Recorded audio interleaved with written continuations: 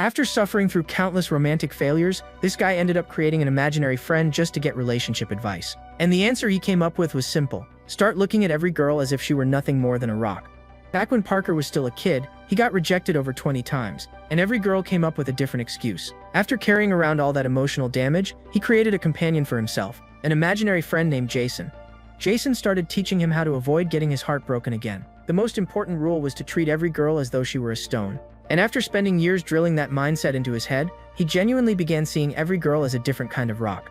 But there was one absolute rule: never get your hopes up just because a girl smiled at him or acted kindly. Thanks to that, Parker finally learned how to talk to girls naturally without turning every small interaction into a full-blown romance in his imagination. However, after 5 years of living that way and seeing every girl as a rock, he finally crossed paths with a beautiful young woman. The big guy completely froze and ended up blurting out that she was incredibly beautiful. And you can already guess that he landed himself in serious trouble because of it, right? From that moment on, Parker's life is about to change completely. This story is seriously amazing, guys. So make sure to leave a like and a comment so we can bring you the next part. It's really important that you leave a comment and share this video as much as possible. If it gets enough views, I'll bring the second part as soon as I can. Without wasting any more time, let's jump straight into the story. The story begins with Parker being greeted by a girl while he looked at her as if she were a rock. It didn't matter how many girls he encountered on the street or at school, he always viewed them exactly the same way. Back in elementary school, he was rejected more than 20 times, and every rejection happened differently. And naturally, all of that left some deep scars on our boy Parker. He lost faith in himself and no longer wanted anything to do with girls. That was when he created an imaginary friend, the little guy known as Jason, and his tiny companion told him that he should simply think of girls as rocks. That way he would never end up traumatized again. From that point forward, Parker spent a lot of time meditating and practicing mental discipline. He repeated that belief for years until he finally succeeded in seeing every girl as a rock. Jason also gave him another special piece of advice. He wasn't allowed to fall for girls, even if they approached him with the sweetest smile imaginable. According to Jason, girls often gave boys false hope, so he refused to fall under what he called feminine hypnosis. Yeah, this guy had maxed out his distrust skill tree. One girl wanted to ask for help with her studies, but he simply turned around and told her he had no interest in helping. This dude was the definition of a textbook Sigma, guys. He knew he was popular with girls because they were constantly approaching him. But he felt absolutely no attraction toward them, mainly because he literally viewed every single woman as nothing more than a rock. At that moment, he called for Jason and we discovered that his imaginary friend had grown up, maybe a little too much. Jason was worried that Parker would go through all of high school without ever meeting a girl or getting a girlfriend. But our protagonist explained that he had already given up on the idea of dating and even asked Jason if he had forgotten about that decision. He didn't care if people called him weird or a loser. While walking, Parker accidentally dropped his phone. A girl called out to him and held out her hand, telling him that he had dropped it. She tucked her hair behind her ear, and when he looked at her, he realized she looked nothing like a rock. The big guy stood there staring at her, trying to process what was happening. Wait, I'm not seeing her as a rock. And on top of that, she's the most beautiful girl I've ever seen in my entire life. That was a huge problem because it had been an incredibly long time since he had actually seen a real girl. For years, girls had basically been two-dimensional objects in his eyes. It's been 5 years since I've seen a real female face. The girl asked why he wasn't saying anything and why he kept staring at her. He was sweating so much that it looked like he might melt on the spot. And then he suddenly blurted out, "My God, you're incredibly beautiful." Oh wait, what did I just say? After hearing that, the girl became completely flustered. She thanked him, and he awkwardly took the phone from her hands. He apologized and immediately ran away as if his survival depended on it. The kind of speed you'd expect from a protagonist fleeing his own feelings. Completely confused, the girl stood there wondering what had just happened. Meanwhile, Parker was running faster than ever before. He looked like a professional marathon runner as he wondered why on earth he had directly told her she was beautiful. It happened because my brain completely shut down in front of her. After all, it's been 5 years since I've seen a girl that pretty. Later, he finally made it home. Jason told him that his reaction had actually been pretty cute, but Parker insisted that his life was completely over. Even so, Jason told him not to be so discouraged. How am I supposed not to be depressed? I literally told that girl she was beautiful. Why couldn't I see her as a rock?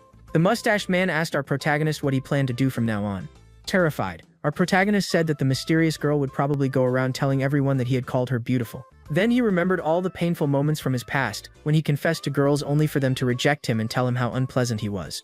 Jason understood better than anyone just how deeply all of that had scarred Parker. And when he looked at his friend, he found him completely defeated, curled up into himself like a cocoon. So Jason walked over and smacked him hard on the head. "Get moving already, kid. Lift your head up.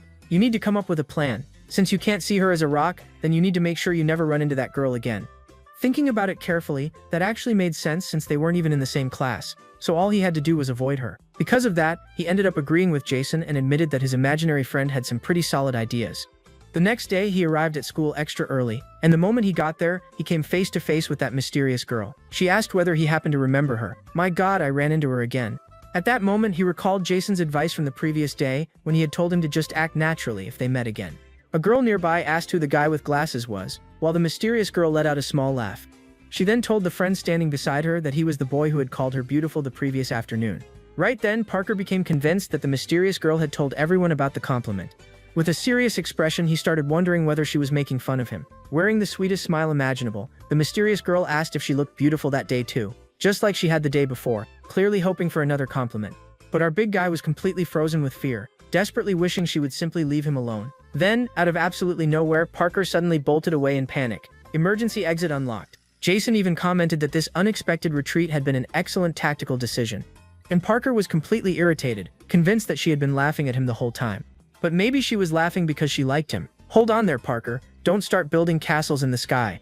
Meanwhile, the girl remained standing there, completely clueless about what had just happened. He made it outside the building and realized that the mysterious girl was still there. She stood out from everyone else, and at that moment she turned around and waved goodbye to him. But he tried avoiding her once again by taking a different route. No matter where Parker went, he somehow kept running into the mysterious girl. The entire week passed with them crossing paths, and every single time she ended up being completely ignored. By the end of the week, he returned home exhausted after spending all those days running away from her. He even told Jason that the whole situation felt incredibly strange. He couldn't see her as a rock the way he saw every other girl. At that moment, she suddenly appeared looking rather annoyed and called out to him. The shock hit him so hard that he almost felt his heart leap out of his chest. He had successfully avoided her all week long, but now she had finally cornered him. She asked him why he kept running away from her, and she added that it was frustrating having to call out to him repeatedly, only for him to ignore her every single time. Then the girl asked whether she had done something wrong to make him act that way. She even pointed out that he was behaving very strangely. Not wanting her to think badly of him, the big guy told himself that he needed to think fast and come up with a good explanation. So he began stammering while trying to explain why he had been avoiding her. The real reason, as we already know, was that she was the only girl he couldn't see as a rock. Eventually, he chose complete honesty and confessed that he viewed all girls as rocks, except for her. Naturally, she found that pretty bizarre. Should I have just lied to her? Even Jason, his imaginary friend, thought poor Parker was being a complete idiot. The girl lowered her gaze and noticed that his hands were trembling uncontrollably. He looked unbelievably nervous standing there in front of her. But then the girl simply gave him an incredibly gentle smile. She asked for his name, and he told her that he was Parker. Leaning a little closer, the girl said she wanted to tell him a secret. Actually, Parker, what you just did is considered flirting. When she whispered those words directly into his ear, the poor guy froze completely like a statue. Critical emotional damage. He was not built for that combo. Back when he was a child, he had asked his imaginary friend for advice. The first piece of advice was to treat every girl as though she were a rock. But that strategy had failed spectacularly when it came to this mysterious girl. And the second piece of advice was to never create romantic fantasies about them. However, that plan also crashed and burned because the guy ended up hopelessly in love. And don't even try judging our boy Parker, because I know all of you would have fallen for her too. I know you guys. If you've made it this far, leave a like and a comment, guys. Seriously, it costs absolutely nothing. Comment the rock guy and make sure you're subscribed as well. The boy started imagining himself marrying her and building a family together. He even pictured them raising a slightly rebellious teenage son. And eventually he imagined himself as an old man growing old beside her. But Jason ended up smacking Parker across the face and told him to stop fantasizing about a romance with that girl. Just because it was the first time in 5 years that he had seen a real girl didn't mean she was interested in him. It seemed that his imaginary friend's master plan had completely failed, and the boy was now utterly lost in love. Pointing a finger at him, Jason told him that in situations like this, the only thing that truly matters is the final objective. When he started viewing girls as rocks, he stopped falling in love, and as a result, he also stopped getting his heart broken. That was because, as we already know, he had been deeply traumatized. But all it took was one girl who didn't look like a rock for him to fall in love all over again. It seemed he had absolutely no resistance against beautiful girls, so he would need to train himself to handle it. Parker knew that if things continued like this, he would end up repeating the same mistakes he had made in the past. He would confess his feelings and, as usual, walk away disappointed. But Jason told him that this simply meant he had to stay calm around that girl and avoid developing feelings for her. The following day, he went to school and, just as expected, crossed paths with her again while doing everything he could to keep his composure. The mysterious girl noticed his strange expression and looked slightly confused. She told her friend Young that the boy who had called her beautiful was standing at the end of the hallway. Parker asked Jason whether this plan would really work and if staying calm would actually be enough since he had no experience dealing with beautiful girls. Jason replied that he simply needed to put in some effort and try smiling so he would appear more natural. The boy forced such an awkward smile that he ended up frightening the girl. He was so nervous that he practically radiated a dark aura. Charisma level, final boss encounter. Young told Seika that she should at least go say hello to him. While trembling with anxiety, Parker convinced himself that the girls couldn't see him from that distance, so he simply turned his back on them and walked away. Seika couldn't make sense of any of it. Why did that boy behave so strangely? Young explained that Parker was actually very popular among the girls. Many girls had tried talking to him and even asked him out, but he always turned them down, and everyone said he had absolutely no interest in women. He mostly kept to himself and focused entirely on his studies. He was the classic handsome and mysterious guy in class. The blonde girl then burst into laughter and said that if he acted that weird around Seika, it probably meant he liked her. But naturally, Seika didn't believe that and insisted there was no way he could be interested in her. Still, she remembered that he had called her beautiful. With a quiet laugh, she admitted that there was actually something about him that had made her curious. Later on, our hero arrived at the classroom. He was discussing the stay calm strategy with his imaginary friend and felt that it wasn't working very well. Jason then suggested that he needed to get used to Seika's face so he would stop panicking every time he saw her. But in order to get used to seeing her, he would have to follow her around the entire school, which would make him look like a complete stalker. Then Jason asked whether he would rather look like a loser or a stalker. When it was put that way, Parker decided it would be much easier to look at photographs of her and even considered creating an Instagram account just to follow her. Giving him a thumbs up, Jason declared that it was an excellent idea because seeing her photos regularly would help him adapt to her extraordinary beauty. Later, he ended up meeting the girl and, completely nervous, asked for her Instagram. Seika looked a little suspicious at first, but then she smiled and said she would give it to him. She even asked for his phone, saying that she would search for her account herself and follow him. As a result, she ended up taking Parker's phone, but then she was met with quite a surprise. She realized that he had absolutely no posts and no followers. The girl then asked whether he had just created the account, and he nervously admitted that he had. The truth was that he had never liked social media because he considered it a waste of time. Then Seika started laughing uncontrollably. He had no idea what was so funny, and the girl asked why she was the very first person he searched for after creating his account. At that moment, Parker felt like he had completely exposed the fact that he liked her. My God, she's going to realize that I'm in love with her. Laughing, she commented that she found the whole thing hilarious. It was pretty obvious that he was completely fixated on her. Parker turned toward Jason to ask what he should do, and the guy looked absolutely horrified. Stammering nervously, Parker explained that he had just created the account and that she was simply the first person he happened to see in the hallway. She simply replied, "Oh, I see," and she accepted the explanation while typing her username into his phone. With an incredibly sweet expression, she asked whether he wanted her phone number too. I think this is a trap, he thought, but he was so nervous that he could barely form a sentence. Giving him a light and friendly tap on the shoulder, the girl said she was only teasing him before handing his phone back. As she walked away from Parker, she reminded him not to forget to like lots of her pictures. At that moment, the boy's mind was in complete chaos. He couldn't tell whether she was merely teasing him or if she was genuinely interested in him. And once again, he began imagining an entire romantic future with her, complete with children and a happily ever after ending. But Jason immediately told him to stop having those delusions. Later that day, the girl returned home, lay down on her bed, and started scrolling through her phone. She kept laughing because she found the entire situation incredibly amusing. That was mainly because Parker had absolutely no talent for taking pictures, and she even commented that all of his photos were hilariously bad. Meanwhile, while the boy was asleep, notifications started appearing on his phone. It was Seika liking his photos. Looks like things were finally going well for our protagonist, guys. The next day, the girl arrived in class and told Young that Parker had actually created an Instagram account just to follow her. The account was brand new, making it painfully obvious that he was interested in her. Still, there was something she couldn't stop wondering about. She wanted to ask Young whether Parker truly had no interest in girls because he seemed very interested in her. At that moment, our protagonist happened to walk past the window, and Young suddenly came up with an idea. She would prove to Seika that the boy wasn't interested in girls at all. She went out into the hallway and called Parker over. Pretending to be helpless, she claimed that she had twisted her ankle and fallen to the ground. Using every bit of charm she could muster, she asked him to help her get back up. The boy put on his usual indifferent Sigma expression, looking completely uninterested. That was because every girl except Seika still looked like a rock to him. So he simply picked her up as if she weighed nothing and immediately walked away without a second thought. That made Young shake with anger, while Seika burst out laughing and said he had lifted her like a carrot, the same way a farmer harvests vegetables. And naturally, that only made Young even angrier since a girl as attractive as her had been completely ignored. Later, our protagonist was already leaving school. He had spent practically the entire day looking through Seika's Instagram photos. And every time he saw her, he fell a little deeper in love and turned even redder. It seemed he still had a very long way to go before becoming accustomed to seeing her face. At that point, Jason remarked that they needed to uncover the real cause behind all this. Why was she the only girl he couldn't see as a rock?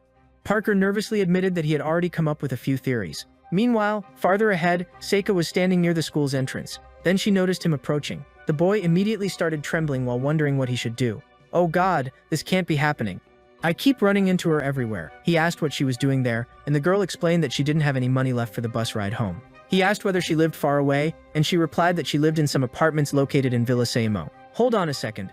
Villa Semo is only about 4 blocks from here. That's pretty close." At that moment, the girl looked slightly embarrassed and explained that she actually suffered from chronic anemia. After hearing that, he offered to pay for her bus fare. However, she told him that wasn't necessary. What she really wanted was for him to walk her home, inviting him to accompany her. "What? No way. Does she seriously want me to walk down the street with her?" Parker could act like the ultimate Sigma around everyone else, but when it came to Seika, he turned into a complete nervous wreck. So he ended up walking her home. Throughout the trip, she kept talking non-stop, while all he heard was an endless stream of blah blah blah. He couldn't process a single thing she was saying, all because of his nerves. Then she asked whether he was actually paying attention, and he replied, Yes, of course I'm listening."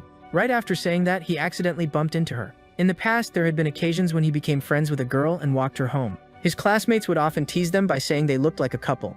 And during one of those occasions, the girl openly stated that she would never date a nerd like Parker. Hearing those words crushed him because he had feelings for that girl. After that, the trauma only grew worse and worse. And now, in the present, he was terrified that history would repeat itself, that someone would assume they were dating and Seika would say she would never go out with him. As they continued walking, Seika gradually slowed down and started falling behind. At that moment, Parker noticed that she was breathing heavily. When he turned around, he discovered that the girl had collapsed onto the ground, completely exhausted. He immediately rushed over and asked whether she had tripped or gotten hurt.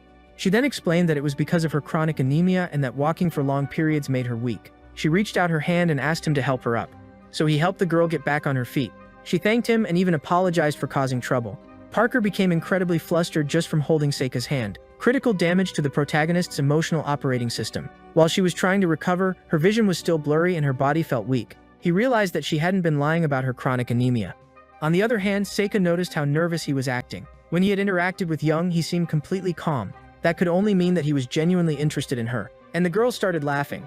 She even pointed out that he became unbelievably nervous around her, whereas he had lifted Young like a farmer harvesting carrots. At that point, she said they had finally reached the entrance to her apartment building, and that it was time to say goodbye.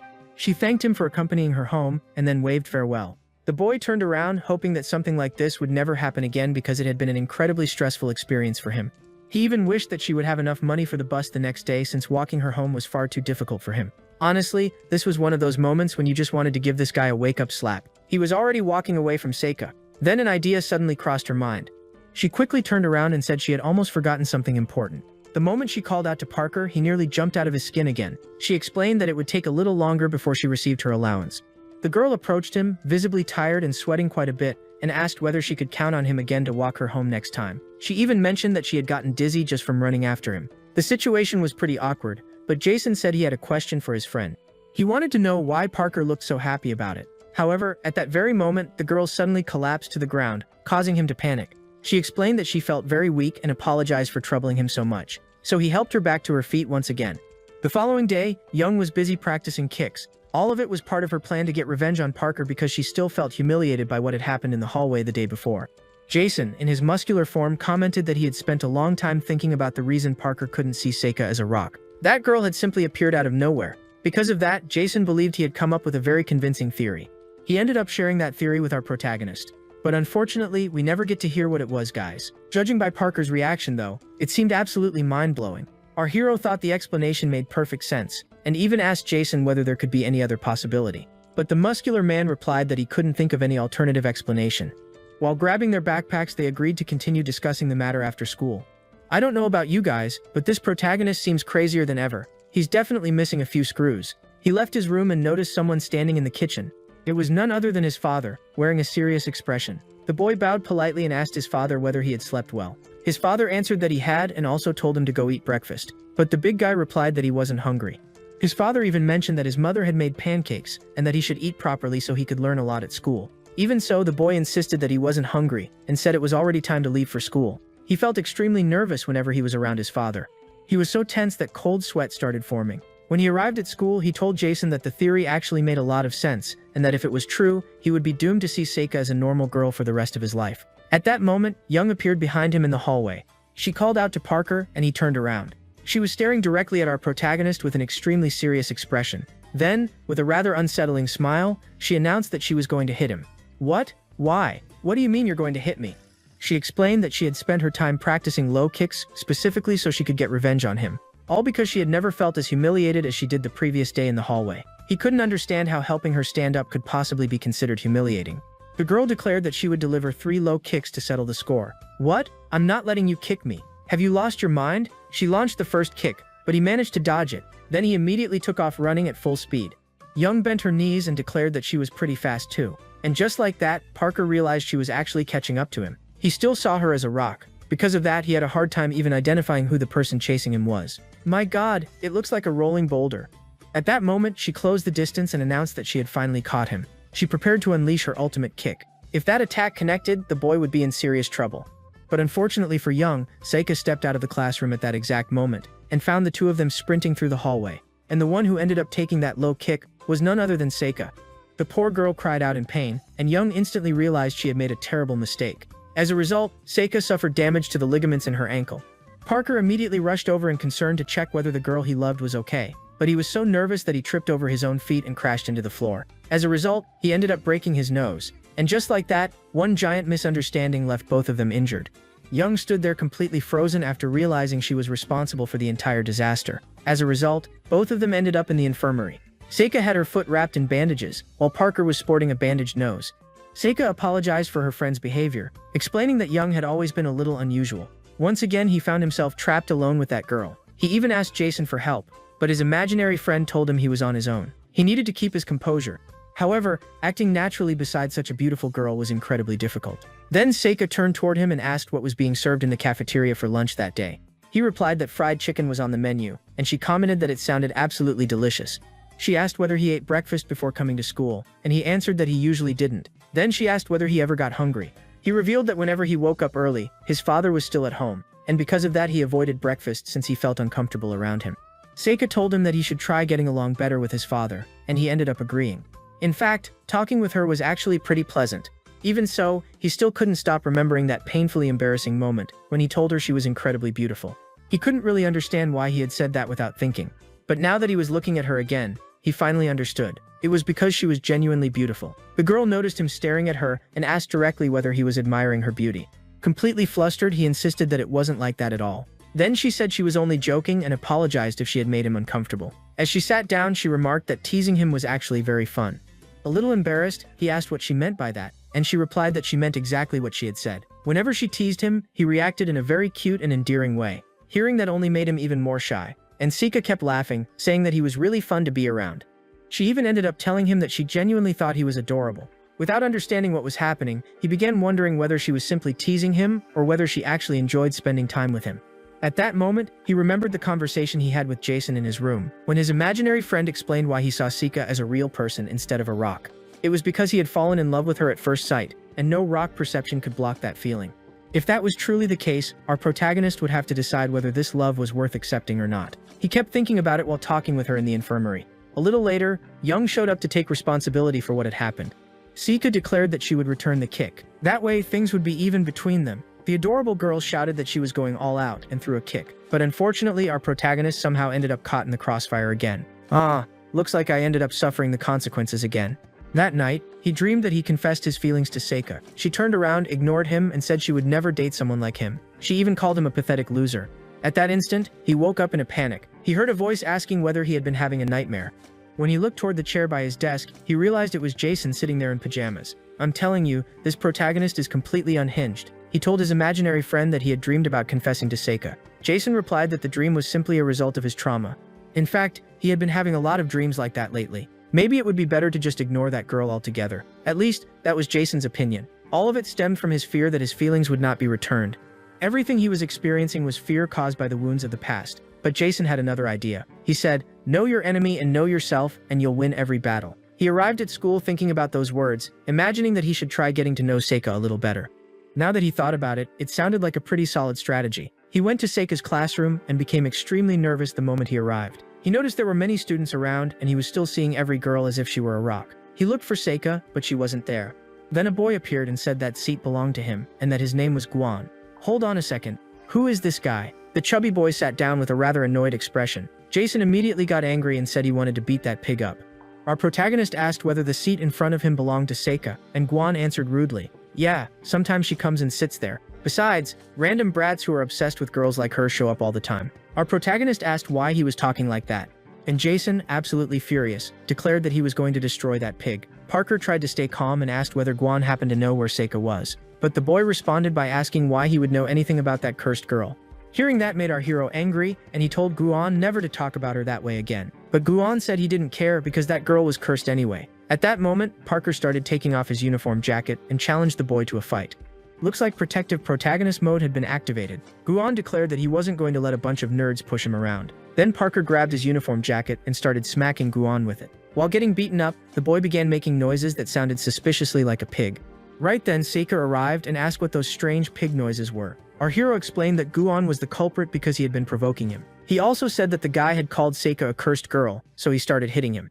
However, the adorable Seika replied that it was fine because Guan always acted like that. Parker even asked what was wrong with that chubby guy. Then Seika explained that the two of them had known each other since they were children.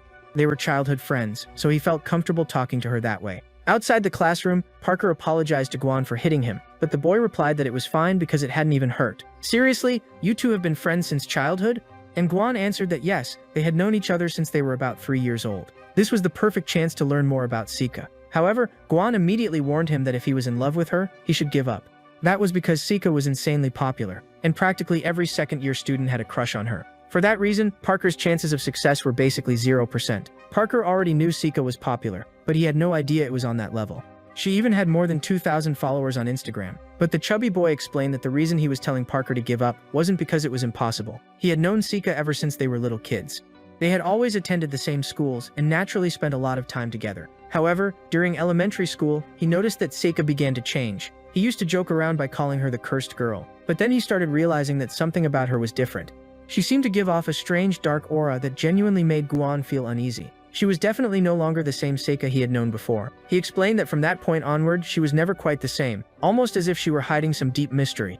That was why he was telling our protagonist to give up. The scene shifts to a little later. As they walked through the hallway, Parker couldn't stop thinking about how mysterious that girl was. He already found her somewhat unsettling, and Guan's story only made her seem even more mysterious.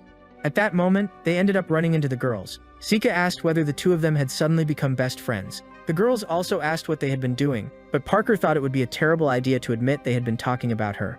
Unfortunately, the chubby guy opened his mouth without hesitation and announced that they had been gossiping about the cursed girl known as Seika. Parker was instantly horrified, wondering why this walking loudspeaker had decided to say that out loud. Completely panicked, he asked the boy why he would admit something like that. Looking slightly concerned, Seika asked whether they had been speaking badly about her. Young immediately jumped in and claimed she had always known Parker had bad intentions. And Guan added that he had been telling Parker all about how awful Seika supposedly was. Parker was already taking off his uniform again so he could punch that pig, while the other guy started making pig noises. Even Jason was saying he wanted to destroy that idiot. Seika asked what was wrong with the two of them, while Young said they should simply leave the boys alone because they were busy doing guy things. But deep down, Seika couldn't help worrying that Guan might actually have been saying bad things about her. Later, our protagonist was heading home. He felt that the day had been completely unproductive because he had learned nothing concrete about Seika. He wanted to understand her much better, just as Jason had suggested, but all he had gained were even more misunderstandings. The person who suddenly appeared behind our protagonist was none other than Seika. She called out to Parker and as she approached, asked whether he had enjoyed talking behind her back. The boy immediately began stammering, insisting that it wasn't like that at all. Oh god, that chubby guy got me into serious trouble. With a small smile, she said she was only teasing him. Parker explained that they hadn't actually been saying bad things about her. It's that chubby guy who's always saying ridiculous stuff. Giving our hero a light pat on the shoulder, she told him that she already knew that because Guan had always acted that way. What she really wanted was for him to walk her home again. She explained that just climbing the slope leading to her apartment was enough to make her tired and short of breath. Jason pointed out that although they hadn't been speaking badly about Seika, they had still been talking about her behind her back, causing Parker to feel guilty. He couldn't stop thinking that he had lied because he claimed they hadn't talked about her when technically they had. At that moment, the girl called to him and pointed out that the slope ahead was exactly what had made her struggle to breathe the other day. He asked whether climbing such a small hill was really that difficult. She replied that for her, it definitely was. Because of her chronic anemia, she felt exhausted and weak even after walking only a short distance. That was why she asked him to help by gently pushing her from behind. That way, getting home would be much easier. The boy immediately began trembling, and with nervous fingers, he carefully placed his hands against Seika's back. Completely flustered, he started pushing her a little faster, and she admitted that it really did make climbing easier. With a light laugh, she commented that it even tickled.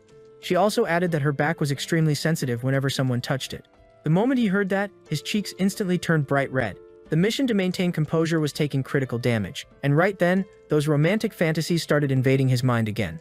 The distraction caused him to push her much faster than he intended. He even imagined that if he became closer to her, he could carry her on his back to help her up the slope. Jason continued talking about how beautiful love was. He had already started imagining the children Parker might have with her, and just thinking about that was enough to make him completely melt. At that moment, the girl began pleading with him to slow down because she could no longer keep up. He quickly apologized while she stood there trying to catch her breath. Then he realized that he had pushed her much farther than necessary, but the view from the top was genuinely beautiful. From there, they could see several buildings stretching across the distance. The girl remarked that she had never made it all the way up to that area before, and admitted that it was a really beautiful place. She had no idea such a wonderful view existed so close to her home. She even commented that for someone with anemia, climbing to elevated places was quite difficult. And thanks to him, she was now even farther away from her apartment than before. She even jokingly asked whether he was secretly trying to kill her. He apologized for pushing her much farther than he should have. However, since he had shown her such a beautiful spot, she decided to let it slide this time. The boy was left completely speechless because she was simply too beautiful, and he froze on the spot. As she adjusted her hair, she remarked that the scenery was truly breathtaking. He felt an overwhelming urge to confess his feelings. But then he remembered what Guan had said about there being something strange about Seika. Even so, he was so deeply in love that he couldn't focus on anything except her. It was as if his entire world revolved around a single girl. At last, he called Seika by name and admitted that he really had been talking about her with Guan. She asked whether that was actually true. "Were you talking about me? Seriously?" He replied that it was true because Guan had mentioned they were childhood friends, but he quickly clarified that they had never spoken badly about her. The only thing he wanted was to learn more about her. That was why he had been asking questions to someone who had known her since childhood. When she heard that he wanted to know more about her, the girl's cheeks gradually turned red. Looks like even she had a limit for romance. He swore that he had never talked badly about her behind her back, and that all he wanted was to understand her better. He was only saying all of this to make sure she didn't misunderstand the situation. However, it sounded far more like a love confession, and the girl didn't quite know how to respond, so she told him not to worry about it because she had already forgotten the whole thing. After that, they agreed to head back down the hill. She started walking down the slope by herself, and he asked whether she wasn't worried about falling. She replied that she would be fine and that she was counting on him to help her get home again the next day. "Why did she leave me here all by myself?" Jason commented that it was incredibly difficult to figure out what the girl was thinking. He even wondered whether Parker really needed to be that honest, since what he had said sounded almost exactly like a confession. Jason also suggested that perhaps she had become very embarrassed, and that was why she decided to go down the hill alone. Deep down, it was clear that Seika wore a somewhat mysterious expression. She was thinking about Parker's words when he said that all he wanted was to know her better. With a small smile, she remarked that he could be surprisingly unpredictable at times.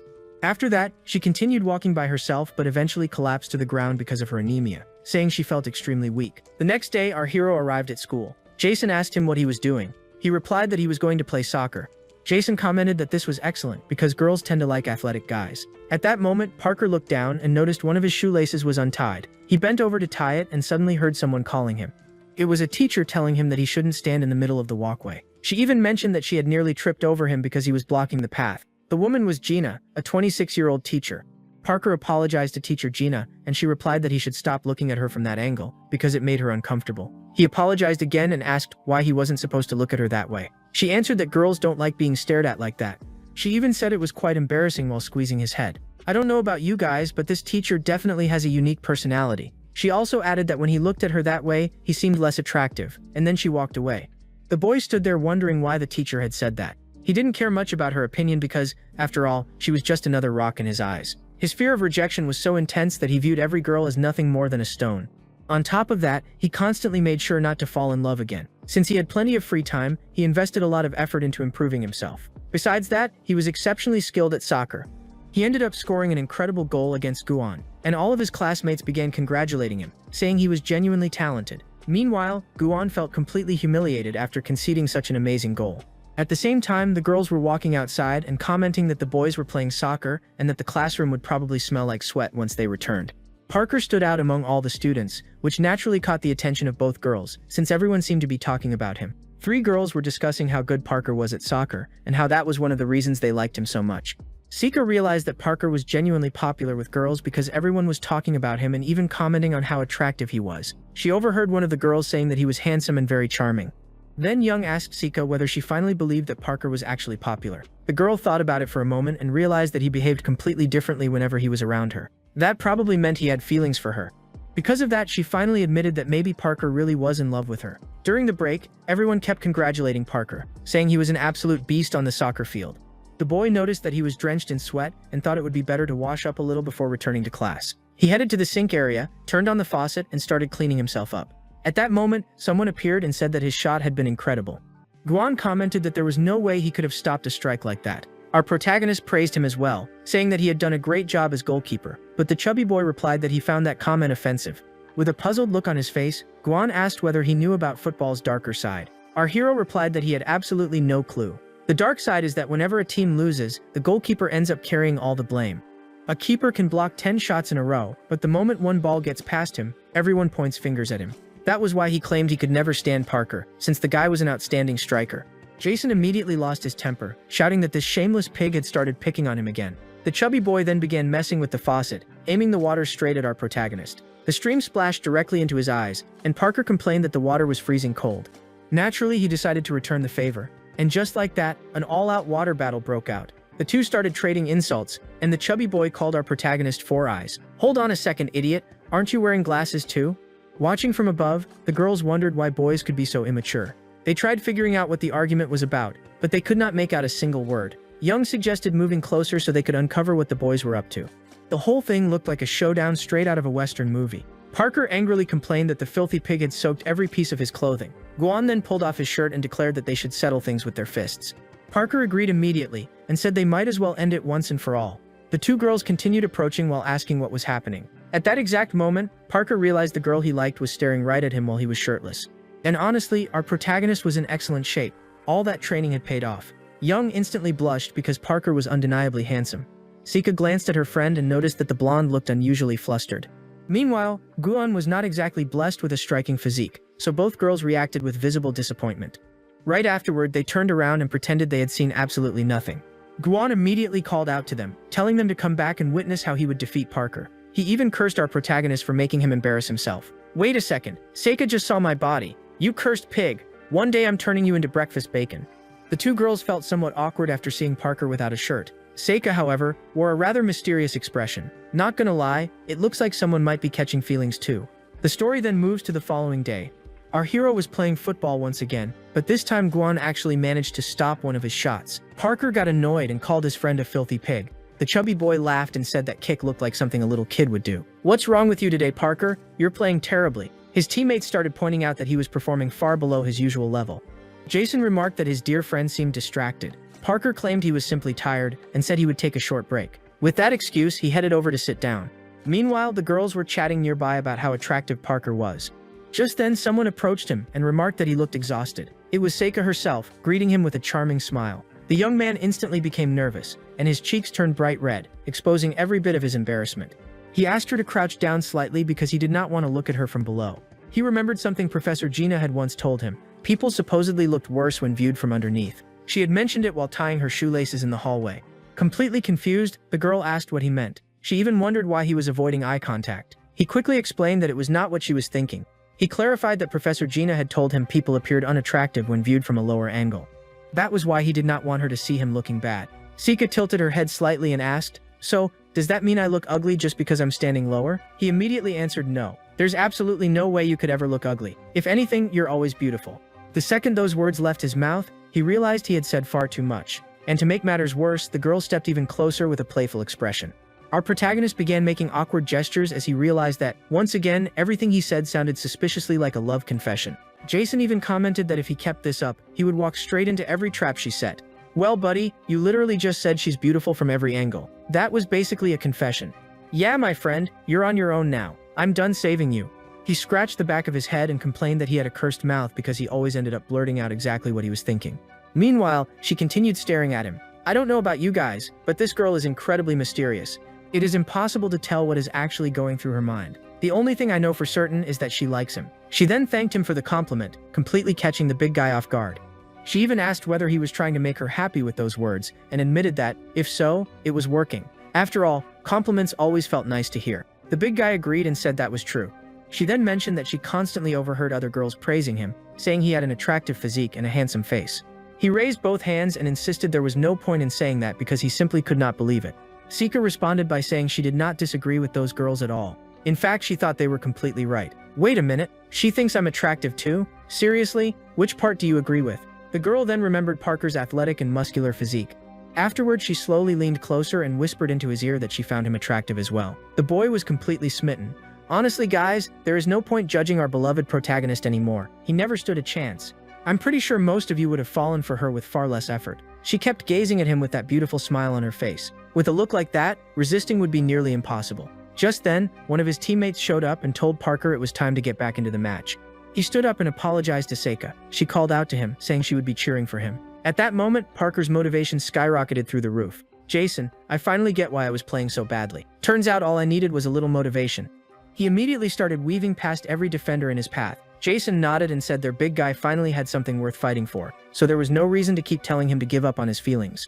Since the girl he liked was watching from the sidelines, he returned to playing at an incredible level. While stroking his mustache, Jason remarked that he was officially taking back all of his previous advice. Maybe chasing after that romance was not such a terrible idea after all. As a result, Parker scored an absolute masterpiece of a goal. Jason admitted that love might actually be making the kid stronger. All of his teammates celebrated, saying Parker had finally returned to his usual form, and he answered with an excited grin. Seika noticed that he was genuinely popular, not only among the girls but among the boys as well. And after realizing that, her feelings for him only grew stronger. Eventually, their team managed to win the match. While Parker was chatting with Seika afterward, Professor Gina happened to walk by and overheard everything they said. The following day, he returned home and noticed his parents talking. His mother seemed frustrated because she had purchased 2 tickets to a theater performance, but his father would have to work that day. She then turned around to greet her son. Rushing over to him, she asked whether he was hungry because he looked exhausted. He replied that he had already eaten on the way home, but his mother insisted that she had prepared a wonderful meal. Unfortunately, he could never bring himself to eat when his father was around. The atmosphere between them was far too uncomfortable. Jason, staying true to his muscle-brain personality, reminded our protagonist that protein was essential for maintaining those gains. His mother explained that she had 2 tickets for a theater show and had originally planned to attend with Parker's father, but he would be working that evening. So she decided to hand the tickets to our hero and suggested that he invite someone from school. She also mentioned how much she had been looking forward to spending time with her husband, but the man had been working almost every day for weeks. As Parker stared at the tickets, he began wondering who he could invite. The problem was that asking Seika felt way too embarrassing. He first tried inviting one of his classmates, but the boy said he could not make it.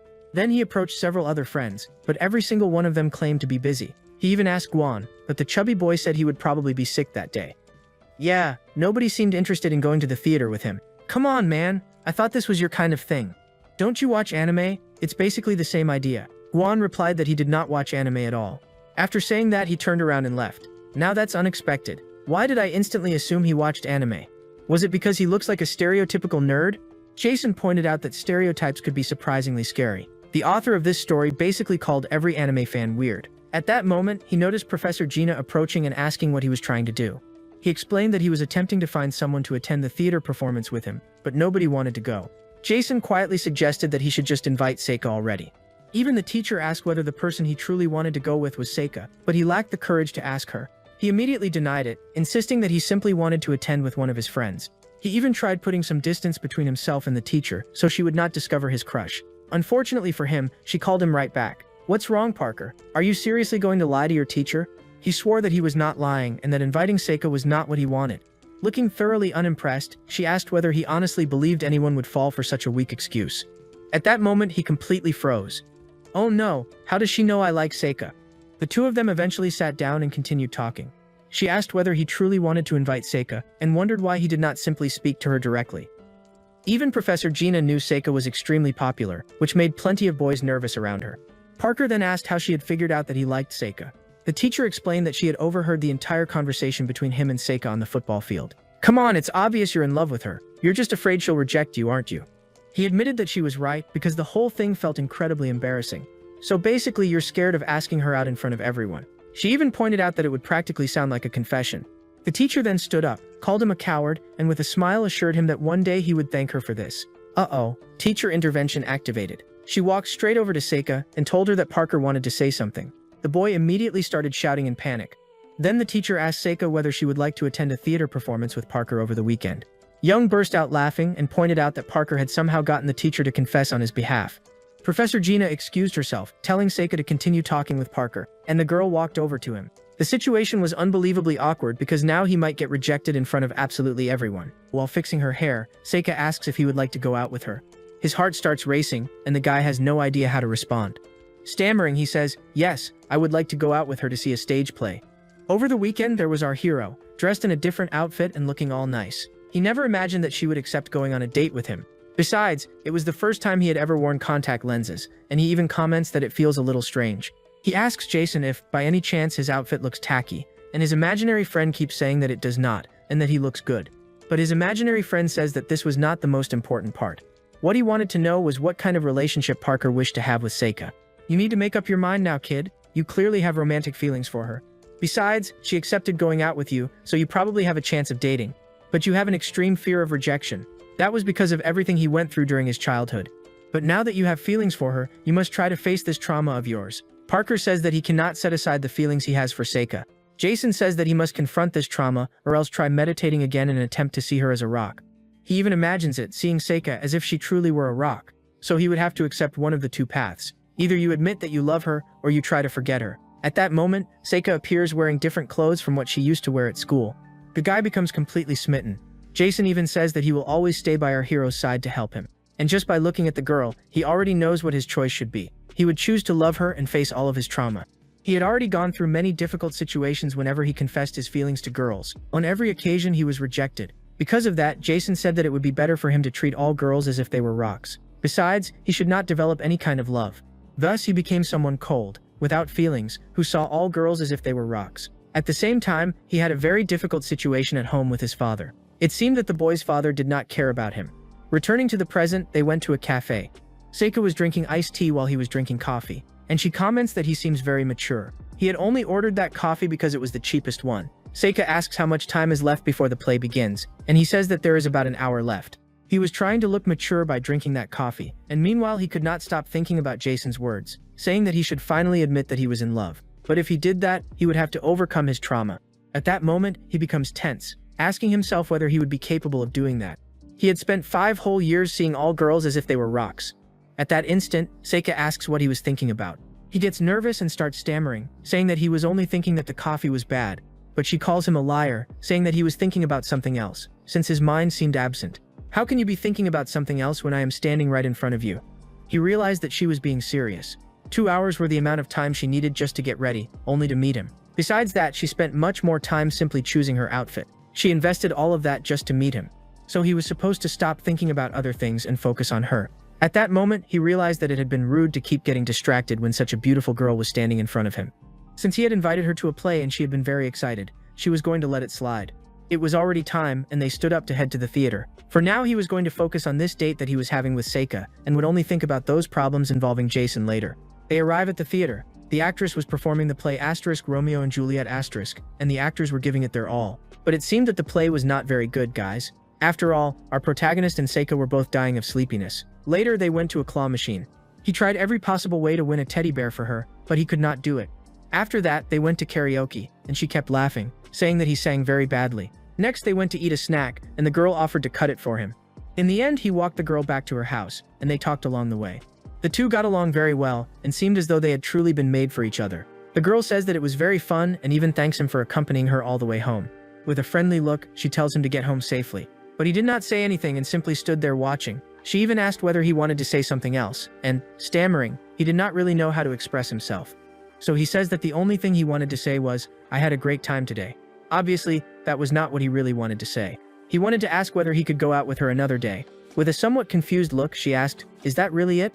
He began to stammer and could not ask her out again. So he ended up making yet another excuse, saying that he would see her again at school the next day. She lightly punched his shoulder and asked, "Why did it take you so long to say something that simple?" After that, she said goodbye and told him she would see him at school tomorrow. Meanwhile, he was busy regretting the fact that he had failed to ask her out on a second date. My goodness, am I really this much of a coward? Even though he desperately wanted to say all of those things to Seika, he simply could not bring himself to do it. A part of him was still terrified of being rejected. He feared that her response might leave him hurt. That was why he was afraid of getting too close to her.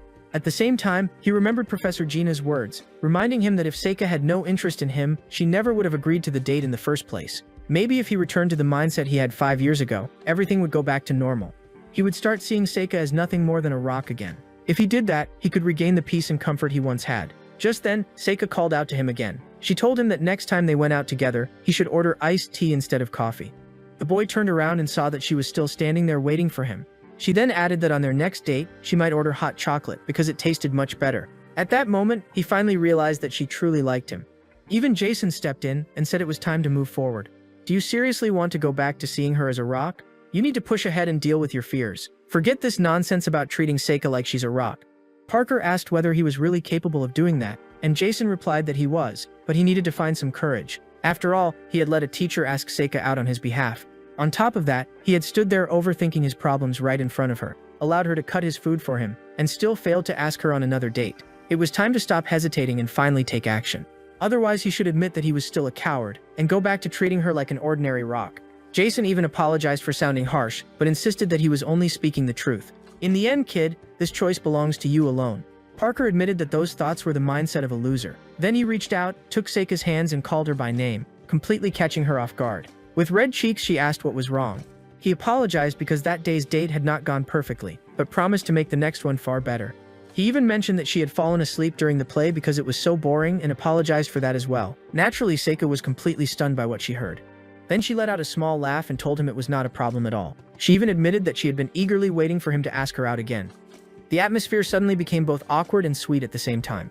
He was still holding Seika's hands when he suddenly realized what he was doing. He quickly let go and apologized, saying he had not even noticed. She answered that it was perfectly fine. Then she asked him to show her something even more fun on their next date. After that, the two said goodbye once again. Parker's heart felt like it was about to burst right out of his chest. Meanwhile, Seika was also flustered and found herself staring at her own hands. Holding Parker's hand felt really comforting. The story then moves to the following day. The boy headed to a public park.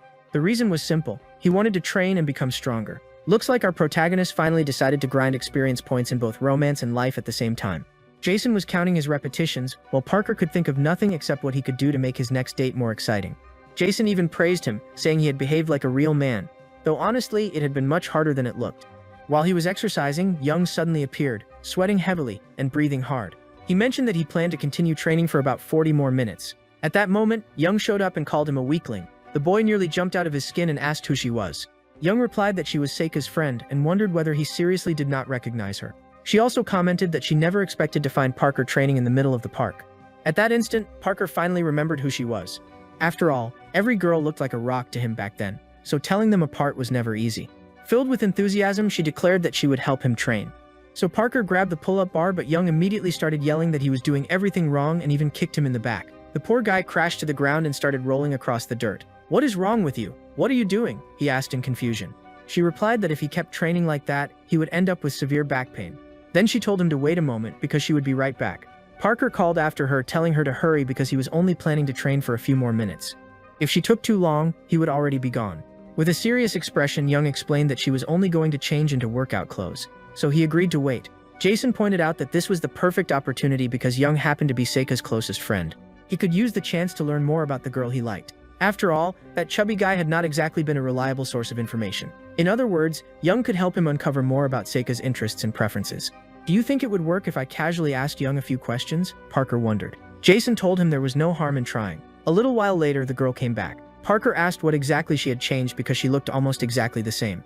She explained that she had switched her shoes and changed her pants. He replied that he could not tell the difference since she still looked like a rock to him. Young immediately got annoyed and told him to stop wasting time and keep training. Parker then asked whether she and Seika were close friends. The blonde answered yes before asking if he was interested in Seika. "You like her, don't you?" "I already knew." He tried to play it off by saying it was not really like that. He was simply curious, that's all. But there was no point pretending, because even the chicken wandering nearby could tell he had feelings for Seika. Our protagonist turned around and saw the chicken acting as if it completely agreed. Seriously, who put a chicken here? The narrator deserves an explanation too. Young remarked that winning Seika over would be extremely difficult because she was incredibly popular, although that was not even the biggest issue. Resting a hand against her chin, Young explained that Seika was a very mysterious person. She was usually kind and friendly toward everyone at school. And despite how often they talked, Young felt as though she did not truly know her best friend or understand what was going on inside her head. They discussed all kinds of topics, but Seika never opened up about personal matters. It felt as if she was carrying countless secrets. Young even advised Parker to stay away from her because getting involved would only bring trouble. Parker reflected on how mysterious Seika really was, and realized he had felt that way since the first day he met her. While he was lost in thought, Young told him to focus on his workout and kicked him again, ordering him to stop daydreaming. The boy asked whether she was actually good at exercising because she seemed extremely enthusiastic about coaching him. Young asked whether he thought she was weak.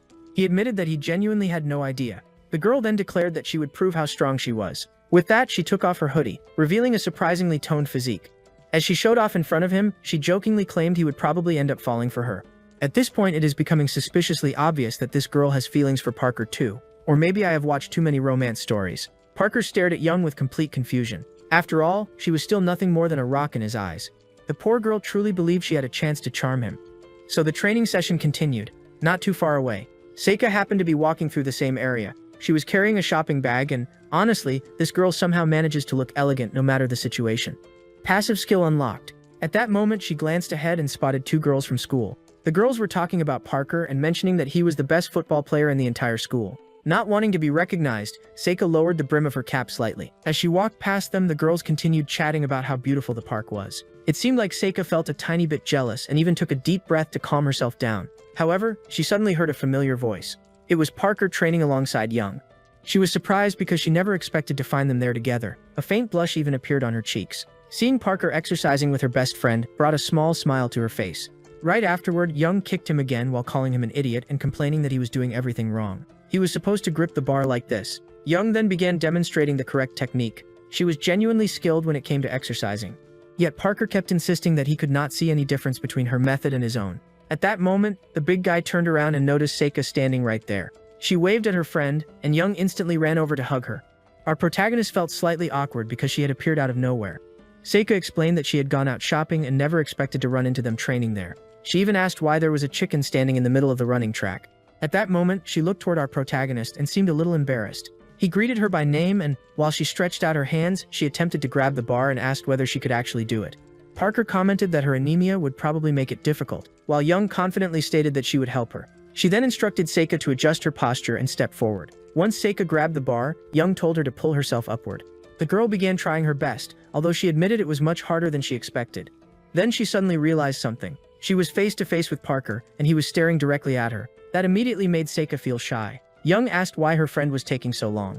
Seika tried again, but it was still incredibly difficult. And when she finally reached the top, she looked ahead and discovered that Parker was still staring at her. The only thing running through his mind was how someone could possibly be that beautiful. Meanwhile, Seika felt increasingly embarrassed because he refused to stop looking at her for even a second. Distracted by the situation, she accidentally let go of the bar and fell directly onto Young. "Are you two okay?" Parker asked as he rushed toward them. He even reminded Seika not to push herself too hard because of her anemia. After getting back up, Seika asked whether Young was alright. The blonde replied that the whole thing was the fault of that four-eyes idiot who kept distracting her friend, which was exactly why she was upset. She then picked Seika up and declared that she was going to throw her straight at Parker, instantly turning the situation into complete chaos. Later on, Parker and Seika ended up walking home together. He remarked that the day had been pretty exhausting, but Seika replied that she had barely done anything at all. Smiling softly, she said she had really enjoyed learning new exercises from Young. Parker was still determined to learn more about Seika.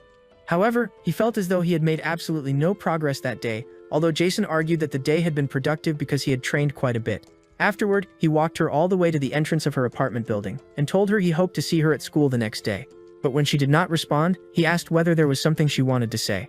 Seika answered that it was nothing, though she still could not stop thinking about Parker training with Young. Then, looking slightly embarrassed, she asked whether he liked people who were good at sports. What? Why does she want to know that? He wondered. Well, I think it's good when someone stays healthy. Why wouldn't it be? Parker replied. That answer made Seika noticeably sad. And if you have watched even a few romance stories, you probably already know exactly why. She let out a small awkward laugh and said it was fine. She was just curious, that's all. After that, she said goodbye and headed off. Parker could not understand why she had asked such a strange question. Jason simply pointed out that his friend was completely clueless. He had somehow chosen the worst possible answer. Parker asked what he had done wrong. Jason told him to think about it on the way home. Parker always seemed to pick the worst possible option during the moments that mattered most. Just as Seika was entering her apartment building, the bird suddenly appeared and startled her. The translation claims it was a chicken, but let's be honest, that looked way more like a rooster. That night, Young made her way to the school's rooftop. She wanted to enjoy the view from above. However, she suddenly heard someone playing the piano. The melody sounded unsettling, and from up there she began feeling genuinely frightened. The whole situation felt like it had been lifted straight out of a horror movie. She immediately jumped in shock and started screaming while her entire body trembled. The next morning, she told her friends that she had heard a ghost playing the piano at school during the night. But, as expected, none of them believed her story. Only Seika seemed somewhat frightened deep down. Parker insisted that ghost stories were not real, although Jason looked surprisingly uncomfortable discussing the subject. Young commented that the ghost must have been incredibly talented because the piano performance sounded amazing. With a serious expression, the chubby boy asked whether Young really did not know the truth. Their school supposedly had a legend about a ghost haunting the music room. Long ago, a girl used to play the piano there every single night. However, during one of her classes, she ended up dying. Apparently, she choked on a piece of candy. Ever since then, her spirit had continued playing the piano every night. In other words, according to the story, the music Young heard the previous evening belonged to that girl. As the chubby boy continued telling the tale, Seika looked increasingly terrified. Parker remarked that it was the dumbest ghost story he had ever heard. Then he suddenly noticed something. The girl genuinely found the whole thing terrifying. Parker thought her reaction was adorable, though at the same time he found it a little innocent. Just then, someone called out to them, and it turned out to be Professor Gina. She even mentioned that the timing was perfect because she needed their help. She asked Parker and Seika to come to the faculty office. Young asked whether the rumor was actually true, and in the background a girl could be seen walking past. The chubby boy immediately said that the entire story was obviously fake. He had only made it up to see whether they would believe it because, according to him, only an incredibly gullible person would fall for such a story. He even admitted that watching Seika's terrified expression had been hilarious. The blonde instantly called him an idiot. Later that night, the two finally finished helping the teacher. As they walked through the hallway, Seika began feeling increasingly scared. Parker asked whether she was okay because she was shaking quite a bit, and she quickly answered that everything was fine and that she was not afraid of any ghost. "Wait, what? I never even mentioned ghosts. I knew that guy would end up scaring you with those stories." She lightly hit him on the shoulder and insisted that ghosts did not exist. The truth, however, was completely different. She was absolutely terrified and could not stop trembling. At that exact moment, piano music began echoing through the building. A gloomy atmosphere immediately spread across the corridor. Parker asked whether that was supposed to be the ghost playing the piano. The girl instantly froze in place like a statue. However, Parker pointed out that it was already late, so it was probably just the music club practicing. In the distance, they noticed a shadow slowly approaching. And to make matters worse, the figure seemed to have glowing eyes. "Yeah, that's definitely not helping." Parker asked who was standing over there because the darkness made it impossible to see clearly. Seika immediately assumed it was the ghost, and as the figure drew closer, her fear only intensified. As a result, the poor girl began screaming at the top of her lungs. Instead of running downstairs, she started running upward, and Parker kept telling her that she was heading toward the rooftop, where escaping a ghost would not be any easier. The approaching figure noticed the two students running away in panic, and it turned out to be none other than Professor Gina. She asked why they were behaving like little children. She also wanted to know why they were talking about ghosts in the first place. The poor teacher looked slightly disappointed because she had only wanted to thank them for helping her in the faculty office. It was already well past 7:30 in the evening when Parker opened a door and asked whether Seika was alright. That was when he realized she had completely collapsed. She had suffered an episode caused by her anemia. She was extremely weak and was also crying from the fear she had experienced. Trying to get back on her feet, she asked whether the ghost had finally gone away, and Parker assured her that there was no ghost at all. But at that exact moment, the sound of the piano echoed once more. The melody was undeniably eerie. Parker knew the music was coming from the music room and still refused to believe in ghosts. Meanwhile, Seika was absolutely terrified and could not stop shaking. Jason told our protagonist that this was the perfect chance. He needed to think carefully about what a man should do when a woman was frightened. This was the ideal opportunity to get closer to her. The girl reached for his clothes, completely catching Parker off guard. She was so scared that she could barely speak properly. As she tried to cling to him, she admitted that the entire situation was terrifying her. Parker noticed how close she was and instantly became flustered. Moments like these were exactly when he could strengthen his connection with her.